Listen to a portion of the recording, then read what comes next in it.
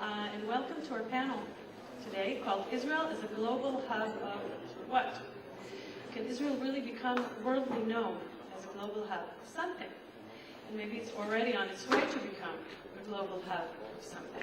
In the same way that London is identified as the center of the financial world, the Silicon Valley is associated with high tech, and Boston is best known for its universities and educational facilities. And if Israel can really become a global hub, which fields would it be the wisest to invest in? And how can the government support this so it wouldn't be a wish, just a wish, to become solid reality? These are the questions our guest speakers will be dealing with today, speakers who are very well known, each one in their own fields, leaders in their own fields. Each one of them will tackle this question from a perspective a bit different than the others. How can Israel become a true global hub?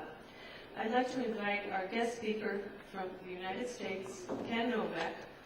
He will give us the opening remarks for this panel. He's senior counsel in Mintz-Levin, director and retired vice chairman of Time Warner and former vice chairman of AOL, member of the board and director of various leading technological and pharmaceutical companies. That's a big title. Ken, please.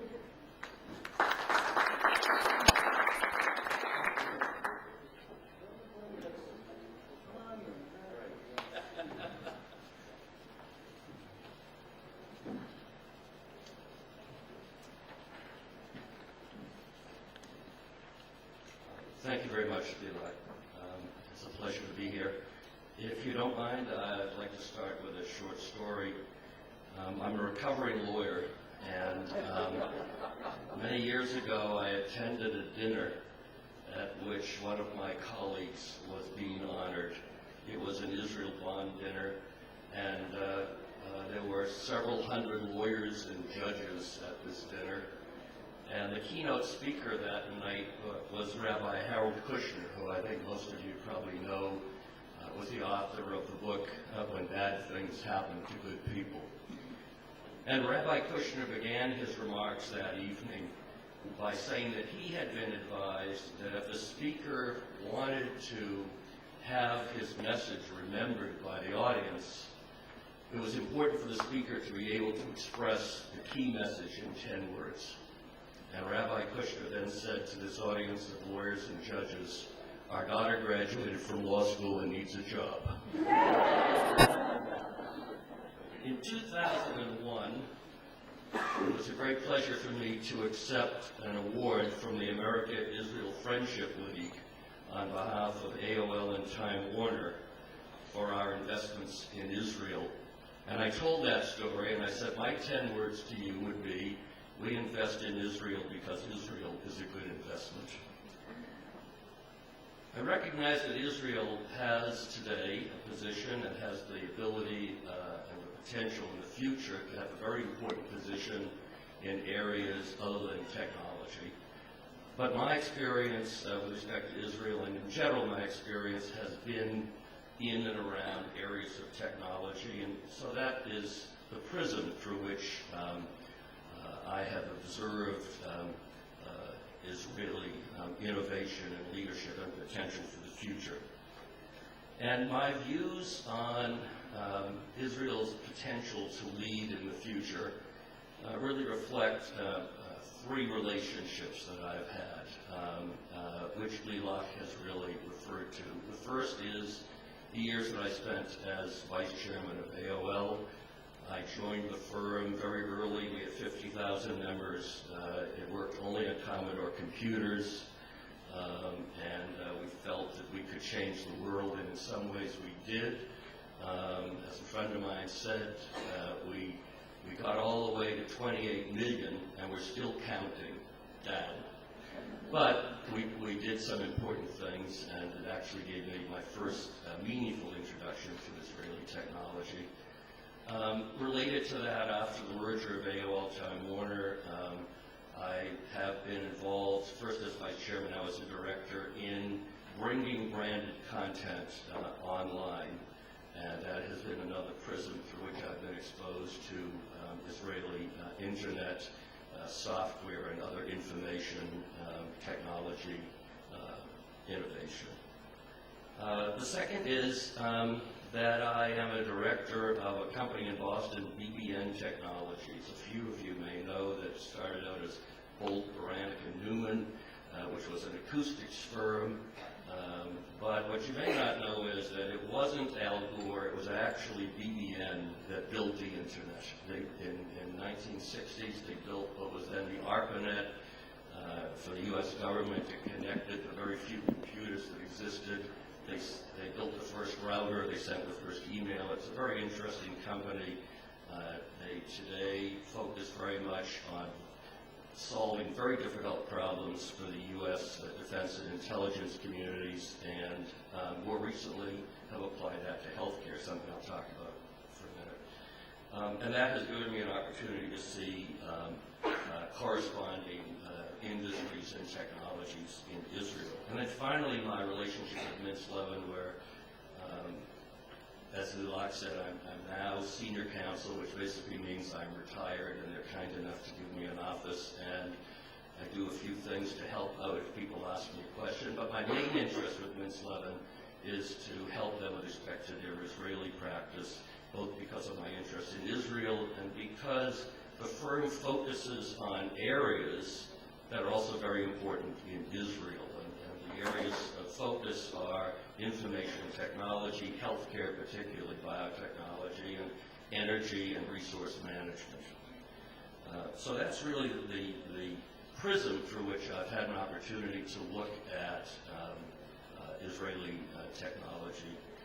And based on my personal experiences, I certainly believe that Israel can be, and to some extent is today, but has the potential also in the future to be an important leader in these areas. Certainly I would also include, based on my experiences and observations, other areas including defense and intelligence, which of course is a national imperative for all countries, but maybe in particular Israel. Imaging, aerospace, telecom, mobile, and other applications. And I certainly, based on my experience, would have to include in the area of humor.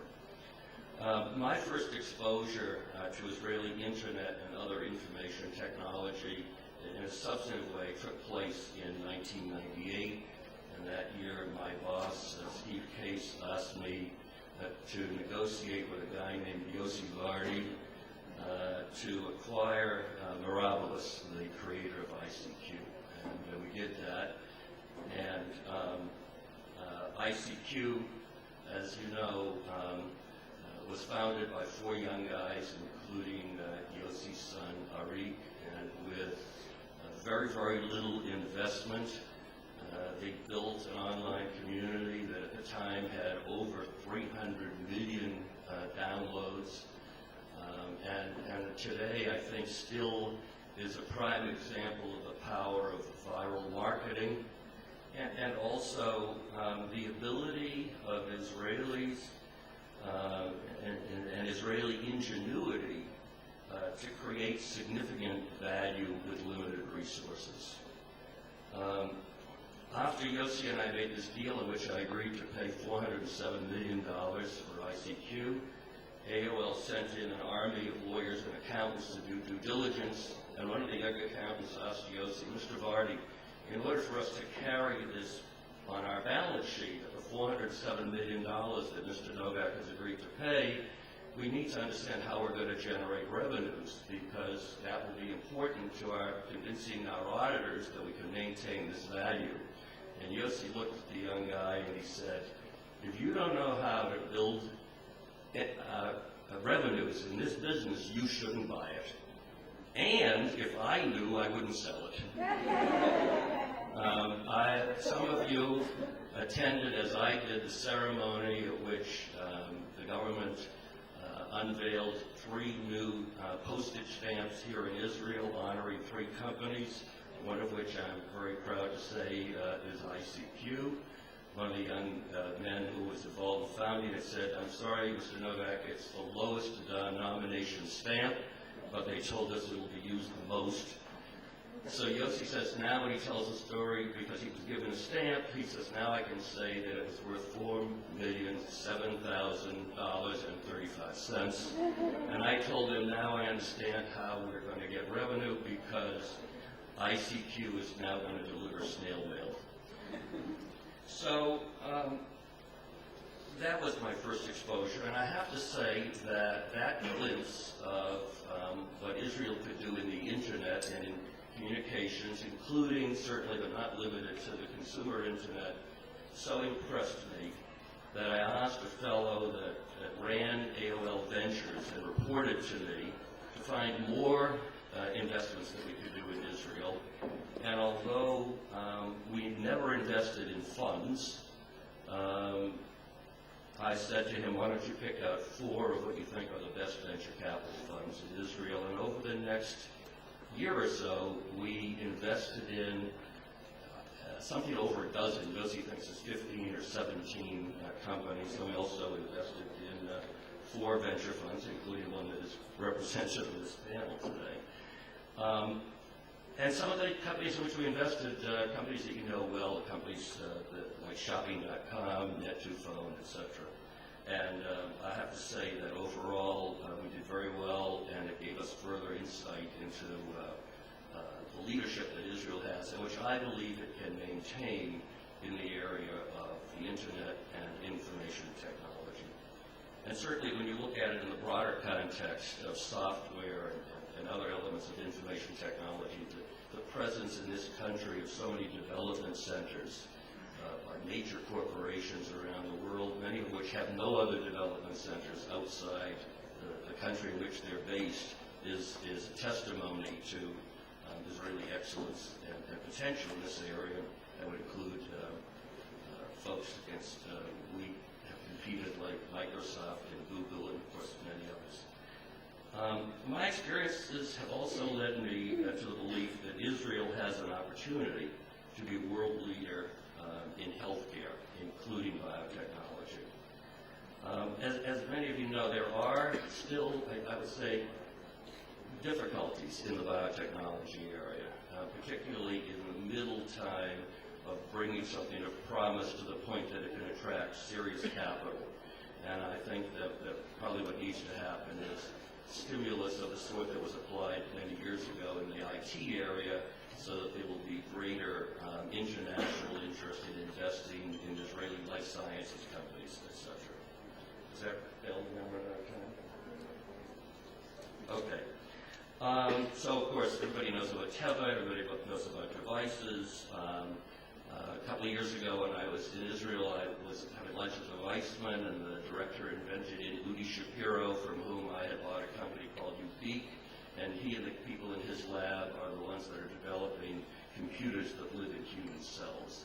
So there are very exciting, groundbreaking things that are happening in here, and they illustrate another great, I think, Israeli strength, and that is the ability for cross-disciplinary work. And the idea of combining computing and life sciences at a cellular level is certainly ground-shaking. Most of you, I'm sure, know about given imaging, another example of Israeli ingenuity taking missile technology and adapting it for the use in healthcare, reducing it to the size of a capsule that one can swallow and get a non-invasive screening of the GI tract. Yossi refers to it as the light at the end of the tunnel. It was in part the given imaging example that prompted me to encourage BBN to apply its technology to healthcare. Israel is certainly a leader, and I think can be, in the area of energy and resource management. It's certainly solar. That was exemplified recently in the Siemens Solel transaction, but in other transactions as well. An important illustration of why Israel is a leader is Yehuda and his company, Ormat, has combined and adapted in many ways existing technologies and used them to take novel approaches. And in their case, I think they're now, in fact I know they're now the #2 geothermal company in the United States. Water management certainly is also well represented on the panel by Bookie, and I think it's obvious that water and Israel's abilities with respect to water, desalinization, irrigation, etc., have geopolitical implications, certainly could benefit the region and the rest of the world. Let me just close with a story that I had the great pleasure to meet with President Peres several years ago, and he told me about a proposed joint venture between Israel and the United States around desalinization, in which the United States would provide the money and Israel would provide the salt water. And I like that kind of ambition, and I think that's part of why I'm optimistic. I'm happy to see all of you here. So many people that wanted to hear about this or that couldn't get into the Kurzweil discussion. So I look forward to hearing from my co-panelists. Thank you.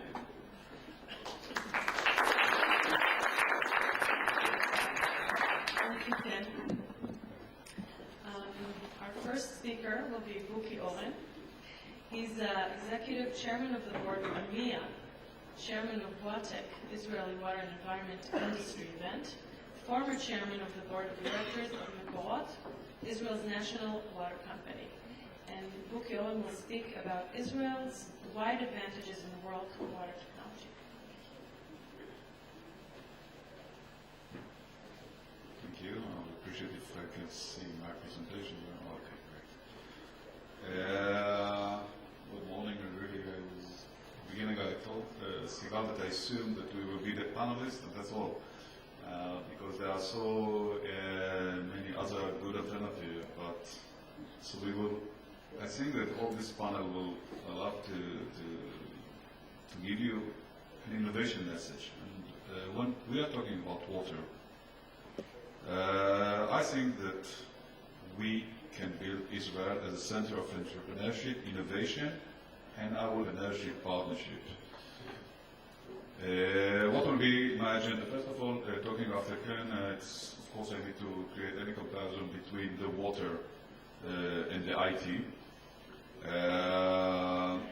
And then talk about the water and what we define there as the innovation catch. To recommend a solution, and then to go to the most important issue, why Israel?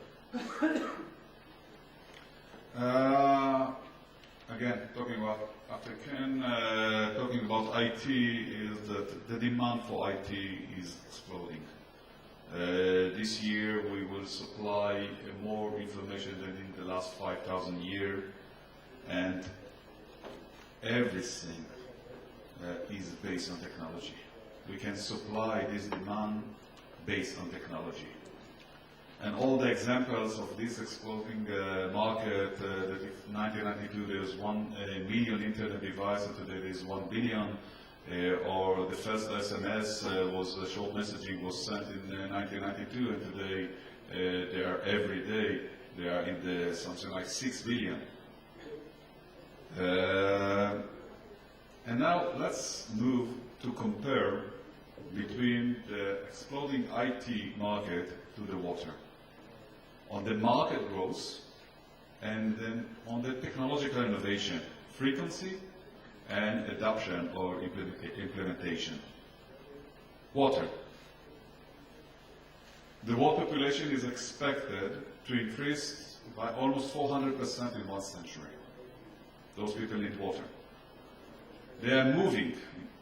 In 2007, it was the first time in the human history that there were more people living in the cities in compared to the rural areas. Everyone would like a better standard, a higher standard of living. Is growing quality demand.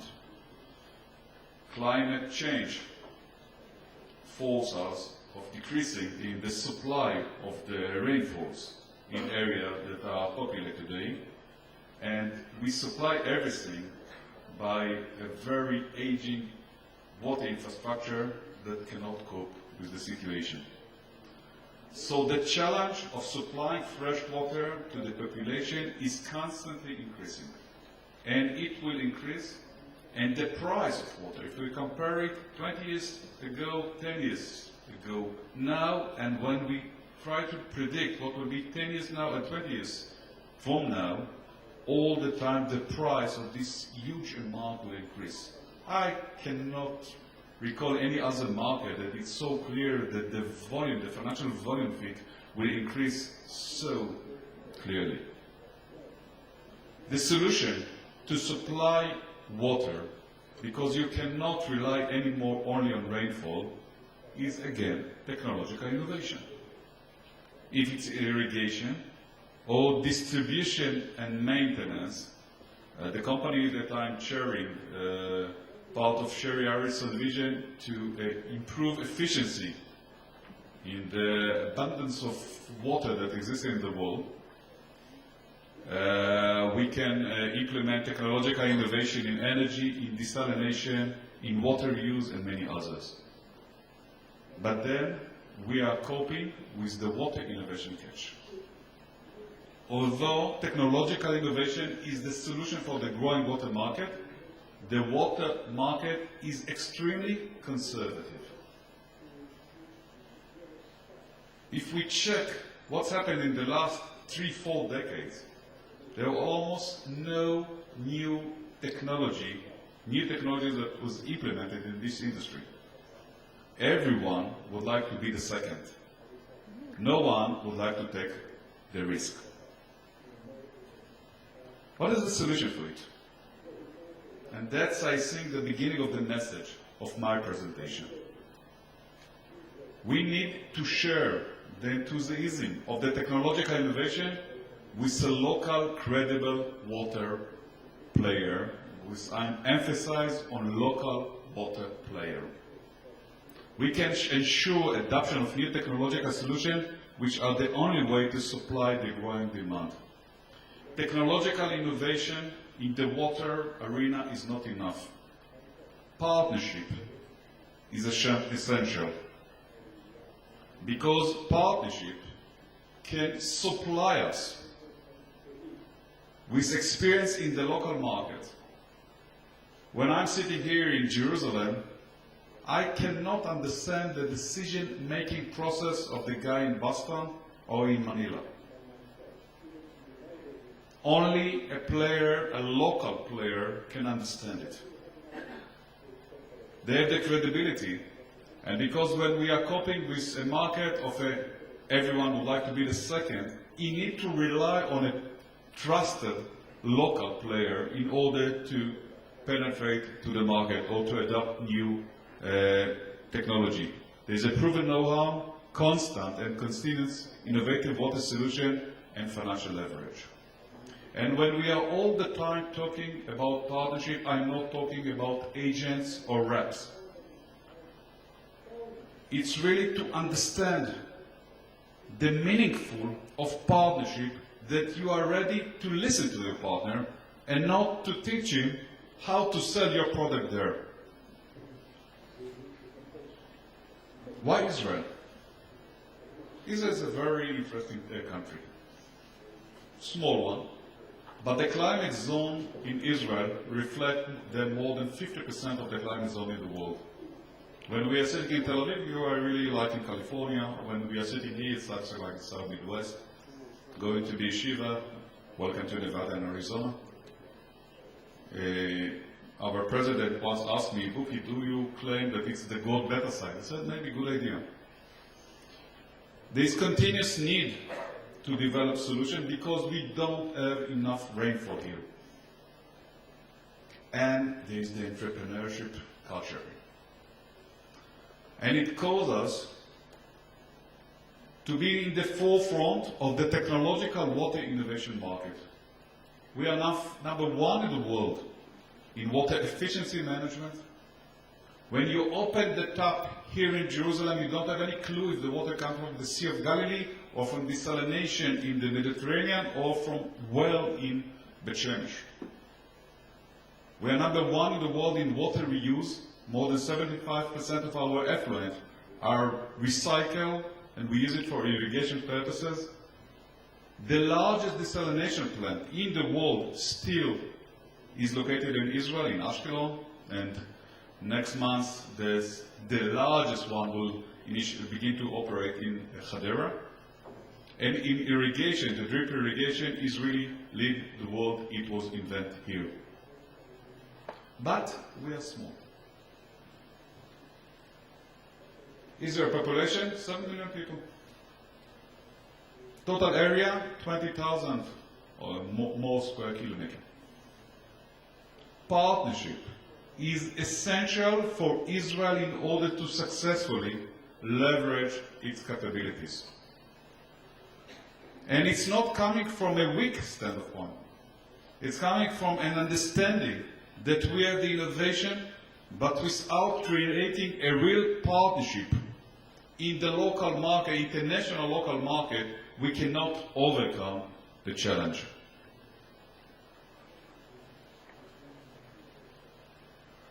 So then, and when I'm talking, and I talked yesterday, and I'll talk today with people that looking to bring money to Israel, I told them, first of all, we really appreciate your efforts. But I think that the good idea is that you will invest in your local market and leverage there the Israeli capabilities. I'm not sure that all the panel agree with me, but I assume that there is enough money for local investment. The local market here is almost neglected. And I assume that if we understand the humble, we will be humble enough to create real partnership. That's the definition of a win-win-win situation. Because then we will assist the global water arena because we know how to produce more water. We will assist our partner and we will assist us. And I would like to welcome you, all of you, to a convention that I'm leading next month as a national effort in Tel Aviv, where we present, that's my last slide, where we brought more than 100 delegations from abroad that come to Israel, unfortunately not from a Zionist point of view, but because they understand that there is enough interesting things to learn here. And when we try to position Israel as the global Silicon Valley for water technology, it's something that it's a doable thing. The world come to here in order to share with us. Let's be humble enough to find the right partner there. And then we can create Israel really as the capital, the global capital of the water innovation arena. Thank you. Now, even slightly, thank you. Thank you, Buki. I'd like to give the audience an opportunity to ask one or two quick questions if you have them for each one of the speakers after they speak. We're going to have a discussion about all this later. So if anyone has a question for Buki Oren. Yes. My name is Sophie Weisberg. I'm a doctorate student at University. Now, I was interested in what you said regarding Israel itself. Do you feel like Israel has already implemented things as best as they can here, and now other people should be coming? Or does Israel in itself have things it should be doing to make water use more efficient? No question that Israel didn't do enough yet. But when people are talking about the water crisis in Israel, it's something that I'm sure that we can overcome it, use technology. Because if, at the beginning of the millennium, we were initiating enough desalination plant, for example, there will be enough water and we will not cope with this drought. If we will improve the urban water efficiencies in Israel, we can say that we are losing a lot of water via leaks in the pipes. And we don't need to replace pipes. We need only to control the pressure. We need to understand the implemented software, where's the problem. So I assume that we have variety of existing technologies, proven technologies that can improve the situation of Israel. No question that Israel now, 2009, coping with a major significant water shortage crisis. I assume that if we will be committed enough, 2 years' time we will be out of this crisis, and then all the world that still don't use the water in the right manner can come to us and share with our experience. Yes, please. Last question. My name is Abraham. I established in China the Chamber of Commerce, the China Chamber of Commerce in Beijing, and run an organization that relates to I assume that no one except me hear you.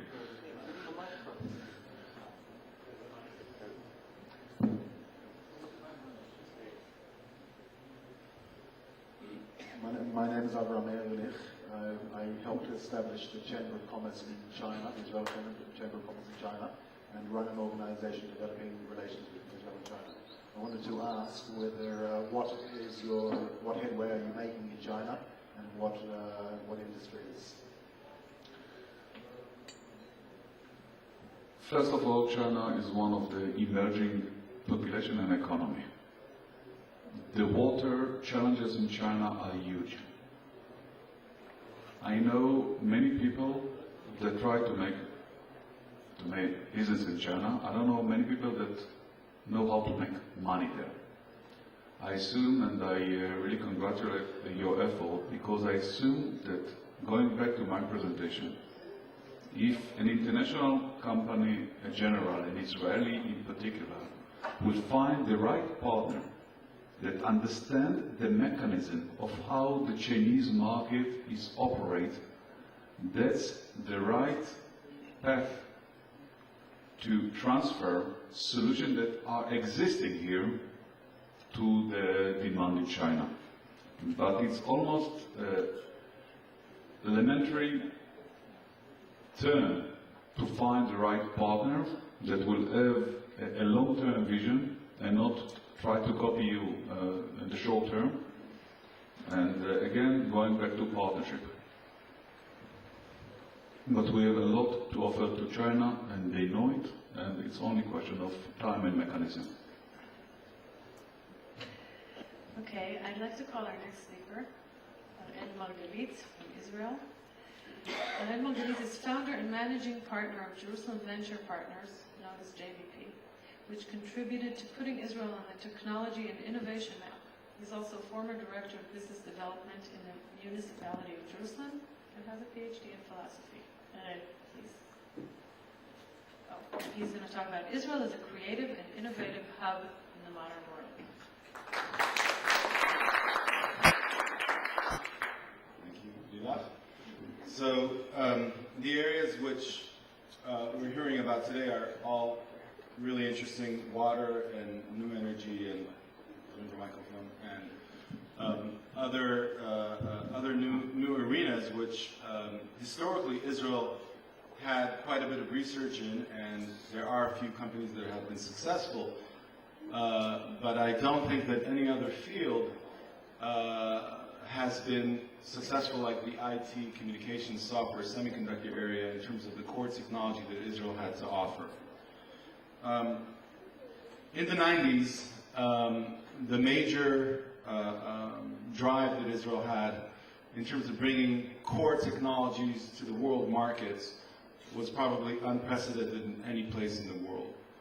Very quickly, after a few generations of Israeli science, after what Ben-Gurion said as the goal of Israel having to be as strong as its 7 neighbors only through technology, after the coming of a few large American corporations and helping with the business culture that came here, the venture capital industry came to life. And very quickly, between 1992 or 3, in the last 16, 17, 18 years, Israel became the high-tech powerhouse, second to only the US in the world, And actually, when there has been crises in 2001 and lately, it's exactly the time when Israel stood out. And because early stage venture capital startup in places like Europe and other places around the world are not as strong, and we certainly stand out. But if we look at what we did in the 90s, we really built the technology infrastructure for the world in two major arenas. One, the large communication giants were building their fiber optics, their wireless, and their systems around the world. And the innovation primarily coming from the defense technology here was translated into inventions, which at that time the world gave us big returns on because it was novel, it was needed, and the perception of its uniqueness was outstanding. The other major area is building large systems for enterprises and allowing enterprises to manage their information in a different way that changed the way the flow of the organizations work. And at the center of both of these revolutions, and it touched semiconductors and enterprise software and of course communications, was the Technion as sort of a symbol. The engineers. The engineers were driving all of this innovation, and most of the startups were engineering driven. And as we're looking ahead, and as the crisis occurred in 2001, 2002, I think that many of us have been looking for new themes, because in our business, from a very practical investment standpoint, so that those of you who do invest in us could make a very decent returns, we know that it's not a liquid investment. So we need to be able to multiply the money several times in each fund. And in order to do that, the economies of scale, the math, works that you need to have a few companies that from a valuation standpoint become very significant for every fund. That allows you to multiply it, because you lose some companies and other companies you make modest returns, and you need these mega hits from time to time. And mega hits could have meant $5 billion in the year 2000, and maybe today it means $1 billion, but still, if you own 20-25% of the company, it still has a very major effect on your returns. So at JVP, come 2002, 2003, we were looking for some new themes to look into. And one of the areas that we found is that the world of media, which is really controlled by the U.S. in a big way, and which was primarily categorized as a broadcasting world, a world where there's a central place which tells all the others what they're going to consume, is going to be undergoing a major transformation from broadcasting to interactive.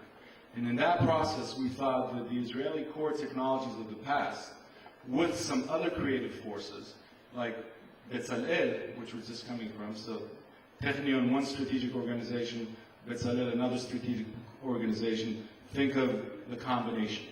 And we thought that the engineers need to join forces with other creative disciplines of thought if today the revolution is not catering just the large communication giants and the enterprises, but it's really catering the individual. The individual rules. And a lot of the things that you will influence has to do with how the individual experiences what they consume, or how they're curious, or how they view, and it has to do with applications. An application needs an additional layer of creativity in addition to engineering only. And so these things, and if you look at it, the communications and the software area, they were areas that many of us broken into in the 90s. And the media sector is actually a sector that, although has not been traditionally strong in Israel, if you look in it in the context of the larger tribe, so to speak, it's very strong. I mean, people in Hollywood who have goodwill towards Israel are involved. People in DC are involved. People are in New York. And so, in addition to the cooperation with the Silicon Valley and with Route 128, there's cooperation with other centers in the world which present other forms of creativity than just the technological creativity. In Israel, in cooperating with them, creates one of the next, the set of new companies. And so just to give a quick example, one of our companies is the leader in the world in in-game advertising. It's the ability to play computer games, and you know that when you play computer games, the gamer, if you give them an advertisement like you give on TV, they'll just leave you and never come back. However, if the car that he's driving or she's driving, or if the shoe that she's walking with, or if the ball that they're playing with is a branded product, that's something that they will gladly accept because it happens in life. Whatever happens in life happens in the virtual world. Whatever happens in the virtual world is, in a way that's life imitating, is interesting. And technologically has been the key in order to get it in there, and then also building a major business. Ciano, this is an example of how the semiconductor powerhouse of Israel, the fabless semiconductor power and the design capabilities, can cater not only the large Ciscos and Lucents and Nortels, but it also could cater the individual, the consumer. And of course, Ciano is presenting the first mobile TV on handset devices with the first major market in China, where we are the first. The Chinese think we're a Chinese corporation, just like the Americans thought that we were American companies with some of the other companies that we started. So semiconductor meets media meets consumer. ClickTech is a company that we invested in, actually the media and the democratization of knowledge is coming into the enterprise as well. What we see is that Web 2.0 and enterprises and media combine things together so that even within the large corporations, sharing information is going to be done much like a web process than like a very hierarchical enterprise process. And this is a small company that we started this year, reaching over $150 million of revenues, penetrating into markets all over the world, putting the pyramid of knowledge in large organizations on its head. As Tolstoy said, the people that really know what happens in the battle are the soldiers, not the generals. It's giving the power to the soldiers and the ability to ask any question within the organization and outside the organization in a way that's much like a web process rather than like a rigid enterprise process. AnyClip, the former head of Sony and ourselves created this company. It's here in Jerusalem, and it's really taking the vast studios and the vast libraries of films, primary films around the world, and combining them with a web application, with a mobile application, and trying to become the major hub for any film, any moment, any clip that you could use and allow people to use licensed content. It's happening here in Jerusalem with people from the Sam Spiegel School, which is the film school in Jerusalem, which are as important as the internet people, and in New York as well. And other companies. This is a company that on Facebook creates a virtual room so that when different people are on the network can meet virtually and experience, because on Facebook today you can ping your friends and all that, but if five of your friends or 10 of the people that you're interested in are online right now, you can actually invite them into one room and experience a basketball game that you watch together with virtual popcorn or something else that you do. Really cool. The guy that headed one of the largest gaming companies in the world is now in Jerusalem managing it with a group of young engineers. Amazing. And then the feature film animation studio in Jerusalem. Flora, country corn, lend me your ears. This is William Defoe. You stand before me today, the crop of a glorious new hybrid, genetically modified to resist disease and pests. Is that understood? Sir, yes, sir. We will stamp out all those who oppose us. No one stands in our way. Never shall it come to pass that we shall...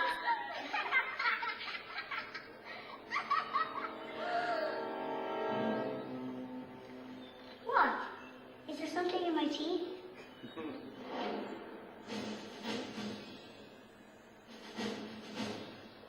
The Wild Bunch is our first feature film that's created here in Jerusalem with people from LA, from France, from Australia, from different parts of the world, even from Tel Aviv they come here, which is the major breakthrough.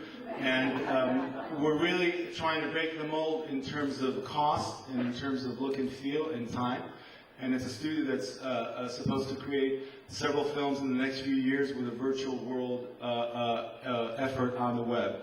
And if you think about it, just to demonstrate the point, an animated film is not created by an engineer alone, an artist alone, or a storyteller alone. It's really the combination of these three disciplines in order to create something different. And to me, that's really the message that I have for the Israeli high-tech and other members of the creative community in terms of the ability to join forces. And I think that exemplifies it very well. And if we think about it, some of these revolutions in this high-tech sectors are not only happening in industrial zones outside of city, they are happening inside cities. Think about how New York was revolutionized when the internet came to town, and the garment district and the meatpacking district met all these young individuals that met the finance people, the media people. I think that could be one of the greatest powers to revive our cities, and especially our city here in Jerusalem. It's happening, and it has a big influence on the fabric, not only of a certain class of high-tech people, but the entire city and what the center of the city is about. And enough, maybe it'll get you back. So centers of excellence include Beijing, that brought artists and media into it. Think of it in 1989, and think of it today.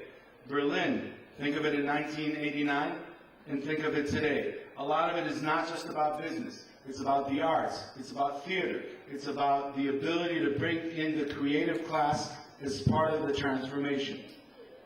And if we look at our little corner here in Jerusalem, I just thought I would give you a glimpse. It's a place that overlooks the old city. Many of you have not been there. Some of you have, but you're welcome. There's 300 young, dynamic people there that are creating.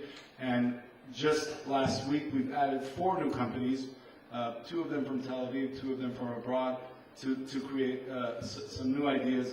Some of them work, some of them don't, but there needs to be enough things that are significant in order to make a difference. And I think that's a major place where both Israel has to go to. Jerusalem can be in the middle, and then other people can join.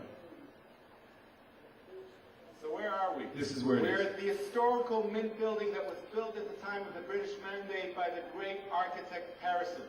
This very same building was then used by the State of Israel to print money as the mint up until the 1980s. And then for 30 years, it was standing here empty, like an old jail, until 3 years ago, we came here and transformed it into an exciting media center here in the heart of Jerusalem, overlooking the old city. Across the courtyard in 1892, the first train station in the Middle East was built here. 4 years later, the German Kaiser came to Jerusalem on that train. The Lumiere brothers came with him and took one of the first motion pictures in the world as he was coming off the train and entering into the old city of Jerusalem. But before we go into the future, let us go deeper back into the past. From this place, a kilometer away from here, is Mount Moriah, where the binding of Isaac took place, which signified to the world no more human sacrifice, which was the gift of the Jews to civilization. Where 3,000 years ago, King David came to set his capital. It is also the place where his son, King Solomon, set the first temple on that very same mountain. It is where Jesus, 2,000 years ago, roamed together with John the Baptist and gave the world a new message. It is here where the Muslims believe that Muhammad ascended to heaven. Jerusalem is a city many nations came through. The Babylonians, the Greeks, the Romans, the Byzantines, the Crusaders, the Ottomans, the British, and many others. Jerusalem is a city of great diversity, a focal point throughout history for many people around the world, the inspiration of dreams throughout history and today.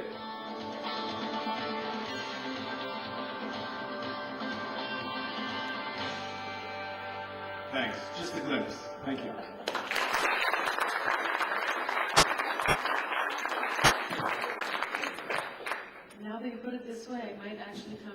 Yes.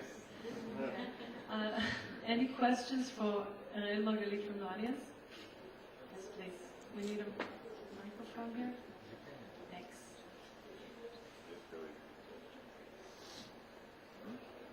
Hi, my name is Aaron Horowitz, director of an organization called Present Tense, which is developing social entrepreneurs here in Jerusalem and around the world. And we had the honor of having Ariel speak to us several times and offering our fellows a tour of JPP.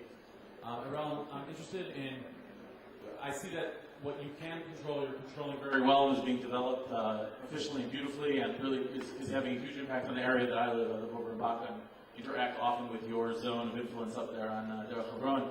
My question is about the areas that are less under your control, where government plays a role, issues of transportation, of housing, these large-scale challenges that perhaps Jerusalem is going to have to answer if it's going to be the hub that you envision. And so I was wondering if you had thoughts on that, if you're seeing promising signs, what are some of the blockages? And you know, all of us here are waiting for the train to Tel Aviv, and it seems like we're going to be waiting a while. What can be done, and what are you thinking on that front?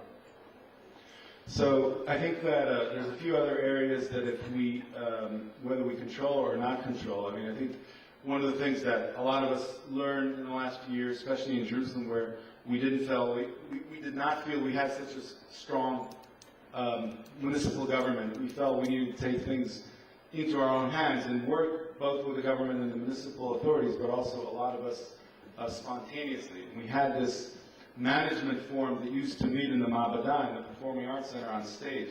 And you'd sit all these important people on stage in a round table, and you'd be surprised what things they could do together. So I think one of our last projects was getting Betzalel back to town.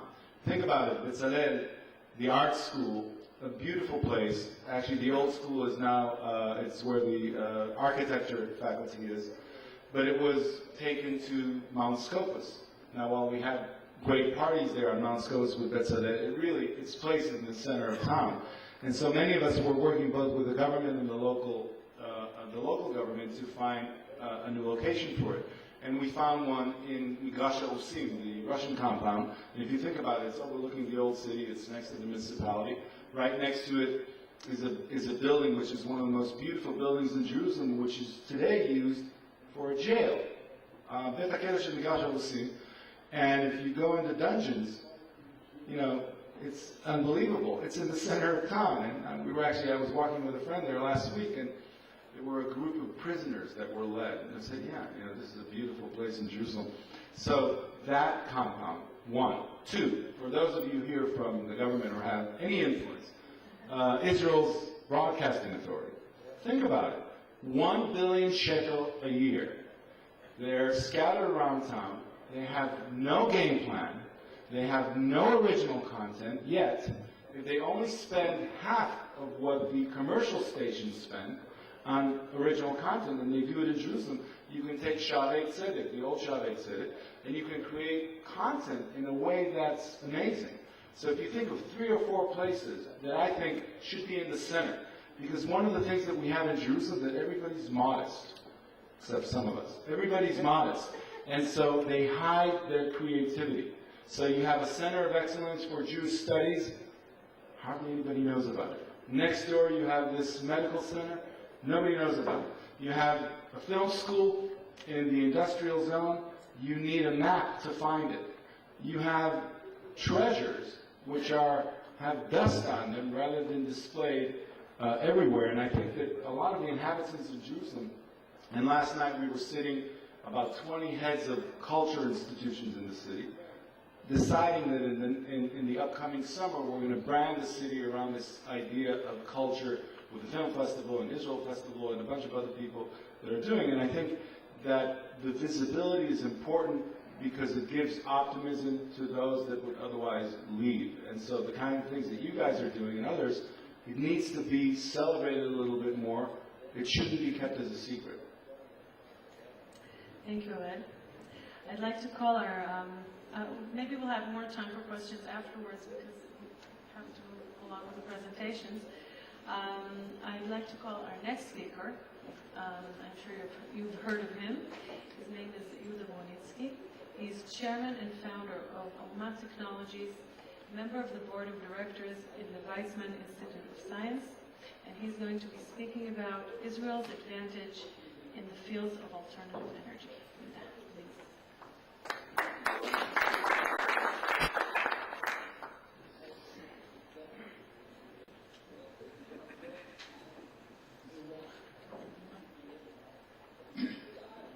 Good morning.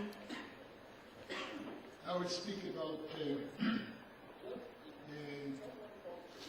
less entertaining subject, which is energy. And I could start by using, well, I'm happy that Oren did a very nice presentation that by just replacing a few places the word water by word energy, we could have a common presentation. So this, right. And by the way, water and energy are very strongly connected because water needs energy and energy needs water in many, many applications. So I got as instructions the question, can Israel become the hub of renewable energy in the world? And I will try to answer it, and the answer will probably not be if Israel can become the hub, but a hub of renewable energy. So there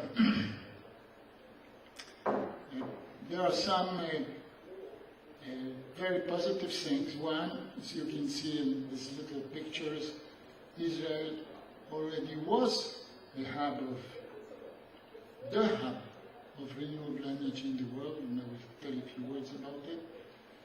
The second thing that I would like to touch is how, in a few words, and this was also mentioned before, how the high-tech revolution in Israel happened. And the third one is what we can learn from it and what challenges and hurdles are facing energy, or renewable energy, and what it can learn from the experience of the high-tech revolution. And likely the last slide will be about what we can do. So,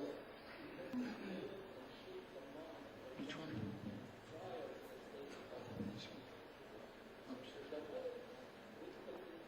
So Israel was a center of excellence. Israel was a leader in clean tech long before green became fashionable. In the 50s, 60s, in the 50s, till basically 90s, in Israel, solar water heaters were developed, solar ponds. We had the 5 megawatt plant in Israel in the early 80s, solar towers, just basic idea, and parabolic trap, what Blues did in California. And actually, we had innovation in this not only on the technical side and the applications, but also on the regulatory side. The first Minister of Energy that we had, his name was Mudai, established a regulation that you could, to promote solar water heaters, because there was competition between the government-owned utility which wanted to sell more electricity and the solar water heaters, and they looked at solar water heaters as competition. And you had very, very favorable tariffs to use hot water, electricity to produce hot water at night. So he said something very simple, didn't cost, no cent was taken from the budget. You will not get a building which has less than 7 stores, will not get a building permit without having solar water heaters. So 2% of electricity, of energy used in Israel are solar energy and solar water heaters. So we had not only on the technical side, but also on some regularity. In geothermal, this is more about Ormat, which started with solar energy. In geothermal, we are the only vertically integrated company in the world, from exploring the resource, drilling, building projects, manufacturing the power equipment in Israel. So we did achieve something. In water, it was said much better by Buki. We had wastewater recycling, drip irrigation, today desalination. So Israel remains leader in some center areas.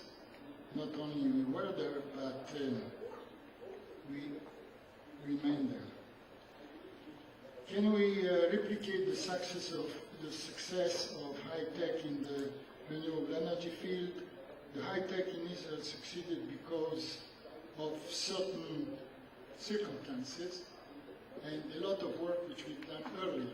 I have a little saying that to get immediate success is very simple, and I give it free to anybody who wants to take it also in this audience. It's very simple. Immediate success, you just have to start a long time before and you have immediate success. remember, and this is why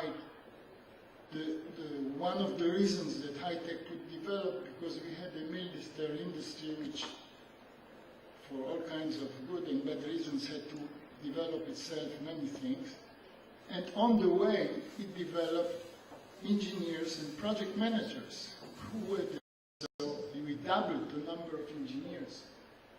We had also many engineers. They had two qualities, these engineers. They had a good basic education. They were ready to change the job that you don't always find in the West. And they were ready to do any job. And therefore you had also them working as technicians. This we don't have today. The last but not the least, government had very clever, original policy encouraging venture capital. Now, high-tech created, like military industry, high-tech also created infrastructure in management, pool of experienced managers and marketing professionals. And this is the area that Buki did a fantastic job at Mekorot of taking it one of the weak points of high-tech, getting some of these guys into this very, very, very, very conservative field of water management. We developed services, legal, patents, financials that didn't exist before. Active VC firms. All this is today for the new startups in renewable energy today. Subcontractors, logistics, and role models. Teva, the largest generic drug company in the world, Netafim was mentioned before, and Ormat in our own case in geothermal energy. Now, can Israel be a center of excellence in the world? I think that yes, and the main reasons are that everybody, including the Secretary Chu Secretary of Energy Chu of the United States, says, no Manhattan project in energy, please. What we have to do is a lot of startups, because we don't have the solutions yet. Now, what does this mean for Israel? We are a small country. You saw the figures, the maps.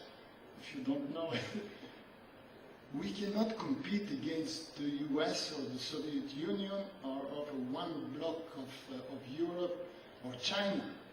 But we can compete at one-on-one with startups in these countries. So there is a chance. It's not easy. But what we have to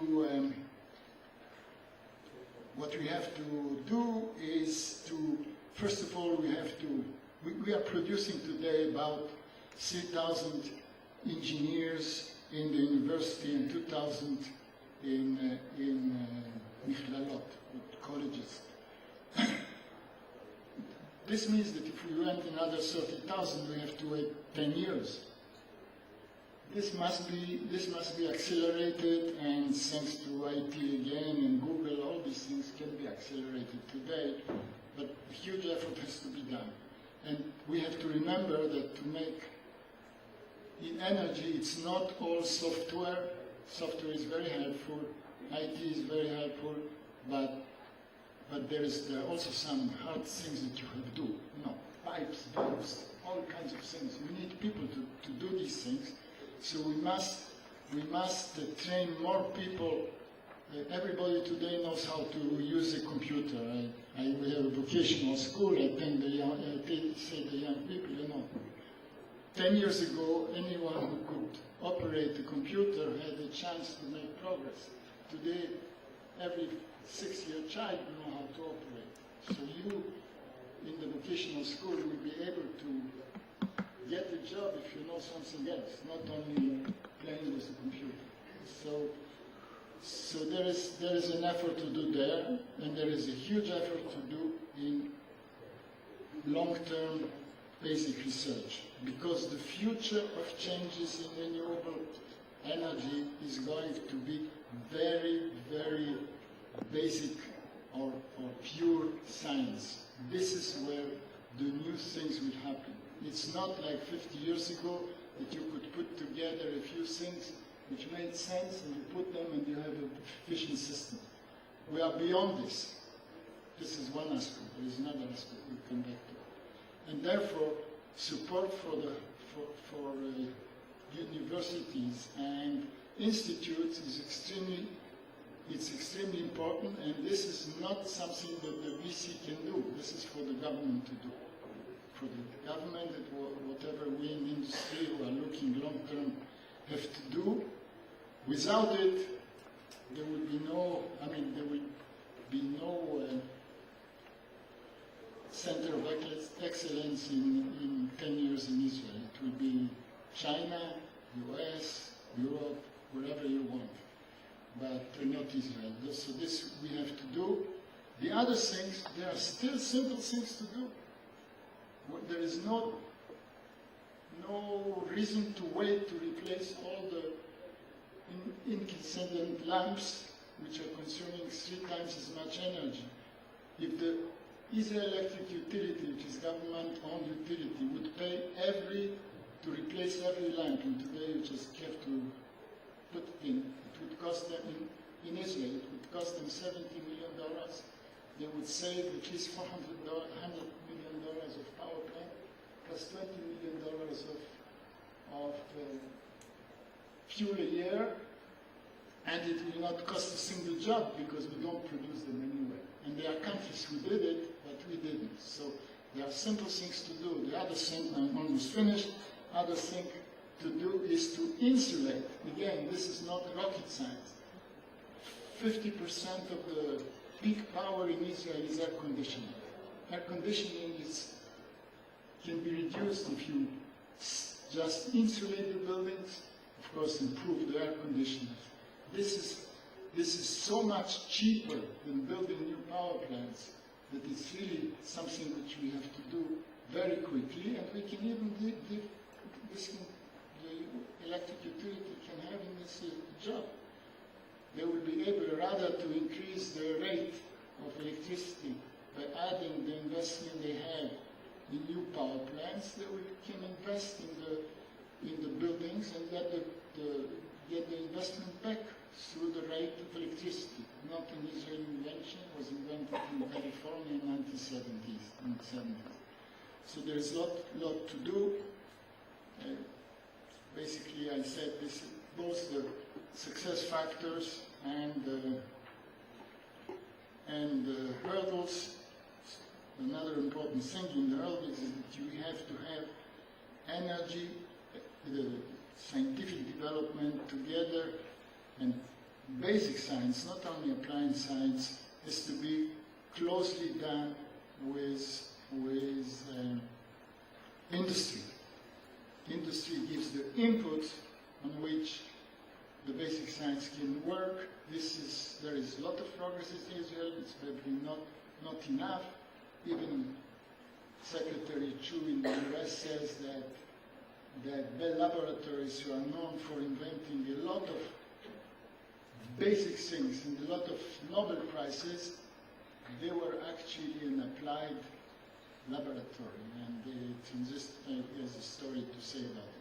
So there is no contradiction between basic science, and if we want a real breakthrough and become an important, not the center of excellence in the world, but an important center of excellence in the world, we have to quickly do the things which can create jobs and will reduce the waste of anything, of water, of heat, of electricity. On the other hand, work hard on long-term basic science for the future biofuel and other things which can be developed only thanks to science. Thank you.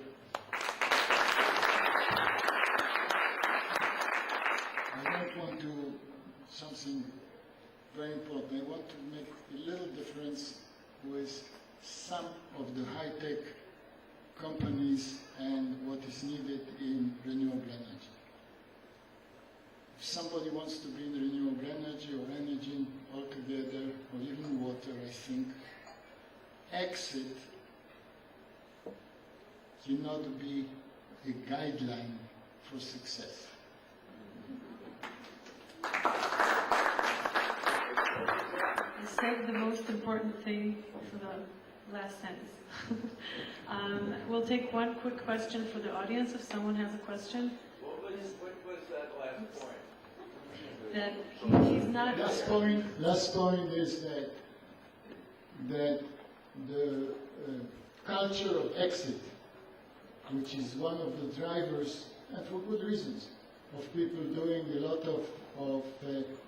of games, which is good. It's good for business. It's interesting. They plan for the exit, and because the time is really short, it's doable.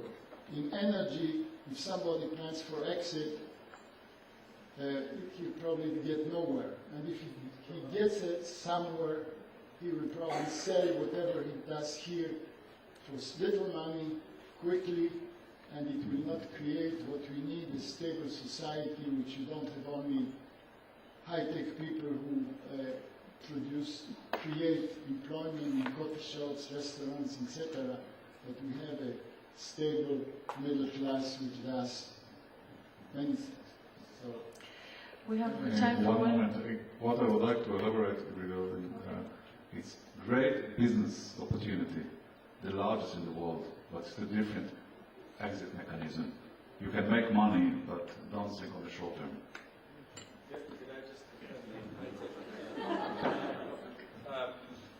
We call it new tech. You know, I have to tell you something. When an entrepreneur, we have an incubator, and we start about 5 companies a year. And if an entrepreneur in the high-tech or media high-tech sector comes to me today and says that he wants to create this company because he wants a quick exit, I tell him, go do something else. There's something that I think needs to be understood by people who criticize the process of exits in the high-tech sector. From a given of 25, 30 companies that you would have in a portfolio, only 4 or 5 of them present an opportunity to build a real long-term significant company. Some of the other ideas are just not very good, or it's a product and not a company. Some of the ideas are companies that are Me Too companies, that somebody else is already doing that and they're not the leaders. And one thing to understand is that when you have these situations, exiting is a good thing because it means that the investors will invest again.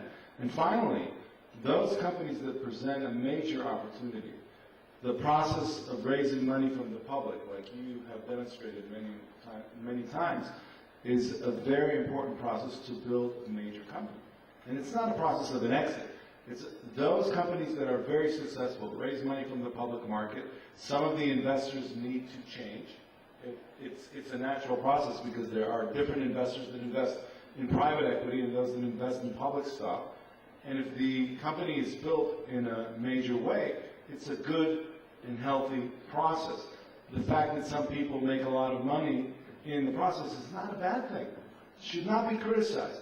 And today, it takes quite a bit of time anyway. So if any entrepreneur in any business a major commitment, a long-term commitment to build something is absolutely necessary. I didn't criticize just because I just said it's different. If you know this, it's. But the one thing I want to start to. It's perfectly okay for a new game to be this way. But I want to say something about the water industry that you keep on saying is a great investment opportunity and is amazing and all that.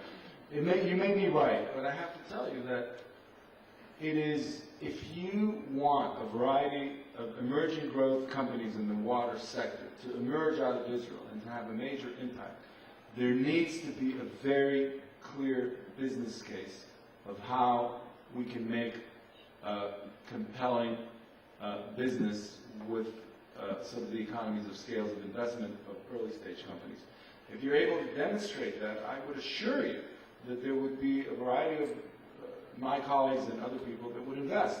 If you're not, as much as this is an important area, it's going to be you're going to have to finance it in some other means. So that's part of the rules of the game, and criticizing those sectors that are fast-pacing is not going to get you the right track. I think the right track is to show how you can make it a compelling investment, even if it has its own rules. If we're looking for that, you need to show it to us. This is definitely a very emotional issue, but money. But we're going to maybe continue after our last but not least speaker, Itzik Ben Israel, professor in the program for defense studies at Tel Aviv University, chairman of the Israeli Space Agency, a major general in the IDF, head of military R&D, and former member of the Knesset, who will speak of Israel's advantage as a hub of security technologies.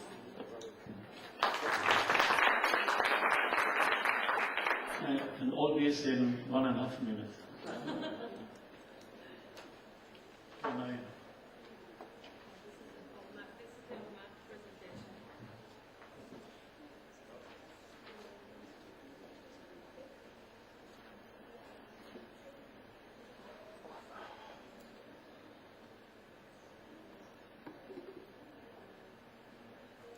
Tomorrow, no. Yes. Okay.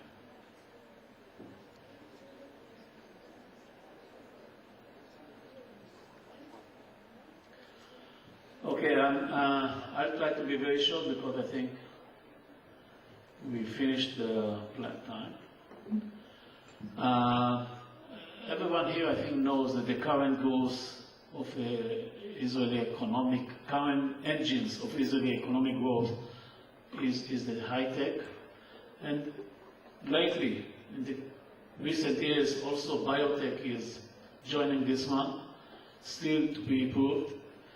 I would like to talk about subject that we plan to talk about, that is the future areas, to explain why I think that space and alternative energy are the best, perhaps the best two areas which we can choose.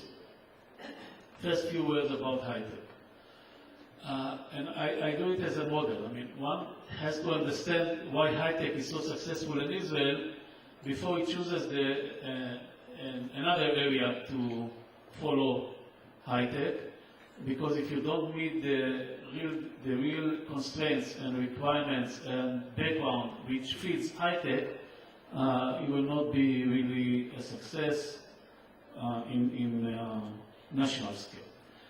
High-tech is so successful in Israel because it started in the defense.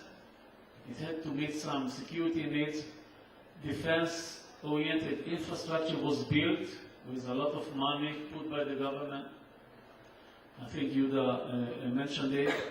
And then it became independent, and this defense-oriented industry became high-tech industry, and from that point on, it became, as I said, the main engine of our growth. The reason it was so highly developed by the defense is very simple. Everyone knows it. We have a huge numeric inferiority in this area, which cannot be compensated but with what is called our qualitative age, and I have a quotation from Ben-Gurion. He speaks about this number, you know, is a major military factor, and the only way to overcome it is through our qualitative advantage, and it translated immediately, and this is already in 48, as you can see, immediately translated into the human factor, and especially science and technology, and full exploitation of all innovative scientific and technological conquest for our defense are really a requirement that we cannot live with, otherwise we would not be able to close the numerical gap. And as everything with Ben-Gurion, we did it with on a very wide spectrum, developing an education system. All of us, we are lately complain about its decline, but still we have a very good education system.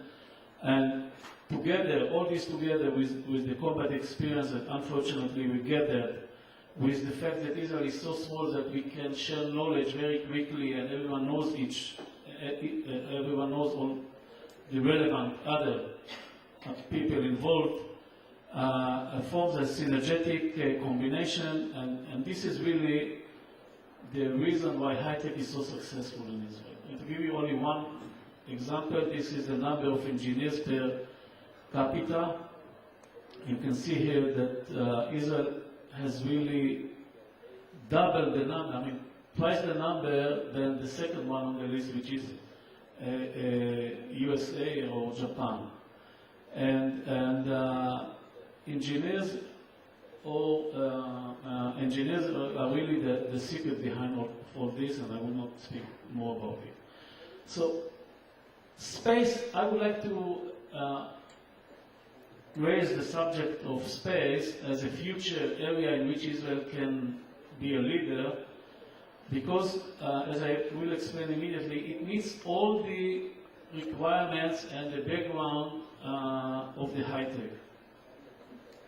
It also started from a security need, but then we found ourselves in a very exclusive club, only major powers are members of. And because we have a very unique problem and we cannot launch as everyone else do, eastward with the rotation of Earth, but we can launch only in the Mediterranean, which would you launching to the Mediterranean means launching westward. It's against the rotation of Earth, and therefore we lose a lot of energy. We had to build everything very small, very light, and we had to invest a lot in miniaturization. And at the end, we built the same satellites as, for example, the American have the same capabilities, but something like 1.5 order of magnitude lighter and smaller. For example, the reconnaissance satellites that we have weigh something like 200, 300 kilograms. The parallel ones that the US or Europe launch weigh something like 4 tons, 4,000 kilograms.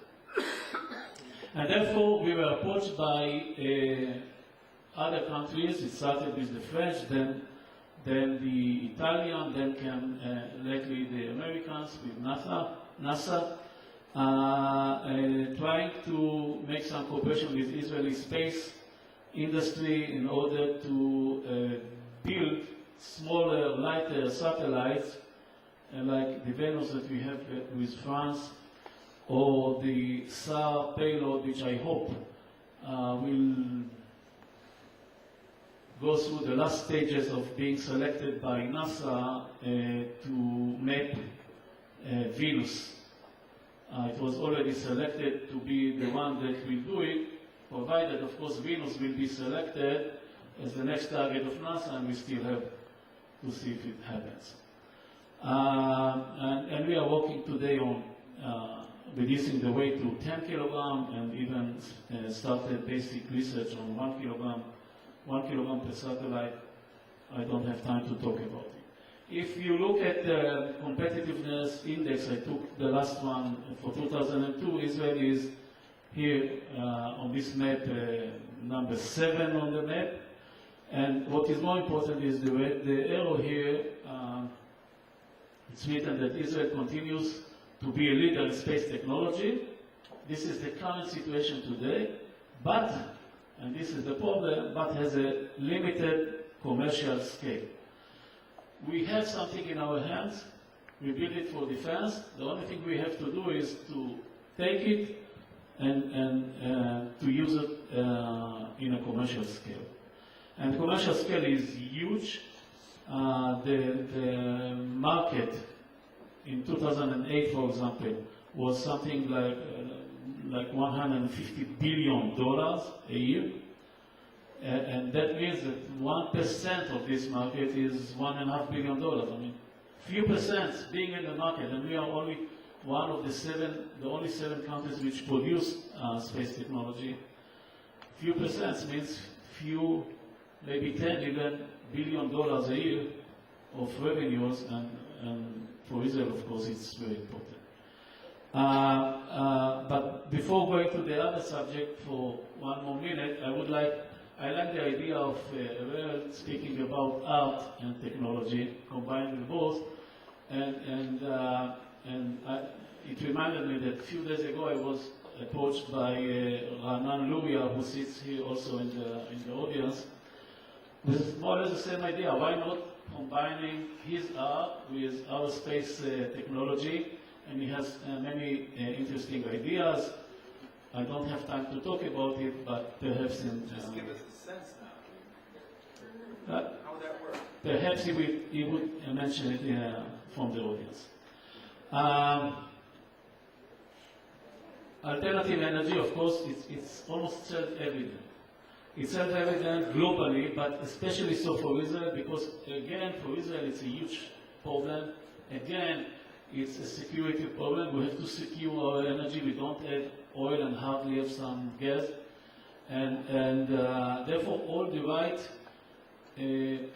factors which fit the high-tech industry in Israel exist here too. And it looks almost obvious that this should be the next thing that we should take and develop. I will not talk about it largely because Yuda did most of the presentation, and we will only say that apart from geothermal and things like this, I think the most cost-effective way of doing it today, I mean, I'm speaking about current technologies, is through wind turbines, electricity. It's enough that this is, for example, a report of the Department of Energy, of American Department of Energy. The goal of 20% wind energy in the US produced by 2030 is by itself creating almost an infinite market. I mean, almost everyone can join and produce wind turbines. No one will be able almost to supply it. And I don't want to go into this because I don't have time. Thank you.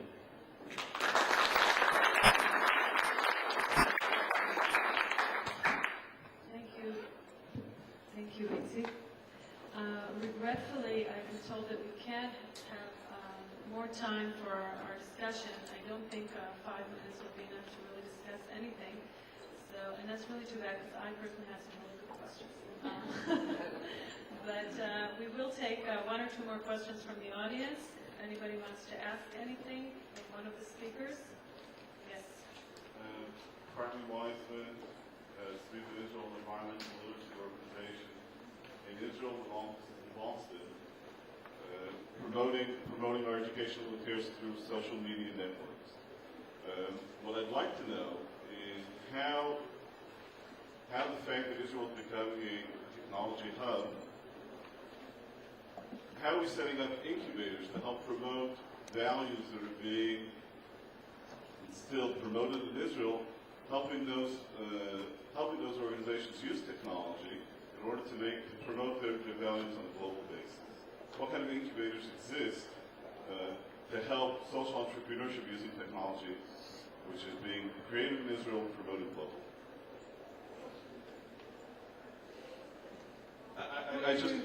I'll just say one more thing. We've partnered on our next project, an environmental literacy zone, together with Microsoft Research and Development in Israel, which a project that started with that. What kind of technology incubators exist in Israel to help promote social entrepreneurship through technology? Okay, and which one of the speakers? Okay. So I see that as something that's happening in a big way.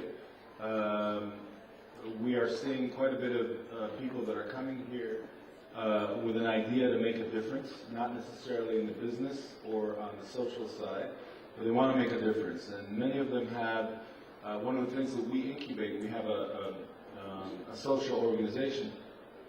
We incubate ideas that are either in education or in culture or others.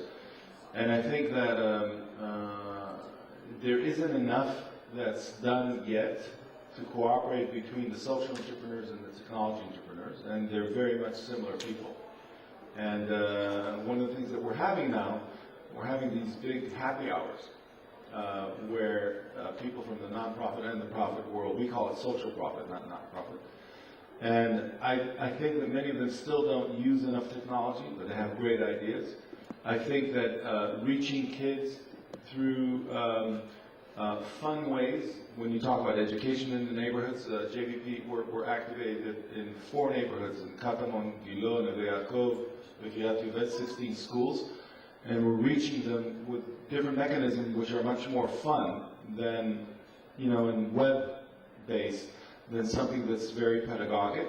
I think it could be done on a much greater level. Most of the volunteers in Israel today, the Shinshini, Shnat Shirut, are youngsters, 18-year-olds, that are on Facebook, are on everything, and the power of change that you can have through them, by just allowing them to thrive with the things that they're using already, is amazing. And so I don't think it's done enough, but I think it's happening, because a lot of these people are very savvy. Buki, one last remarks, please. Okay. Going back about incubation, and Yuda mentioned it before, I think what will be the role of the government. So the government of Israel initiated in the past the technological incubator concept. Later on, it's privatized. Most of them today is privatized. While I was the chairman of the board of Macro, the Israel National Water Company, we opened the company as a beta site.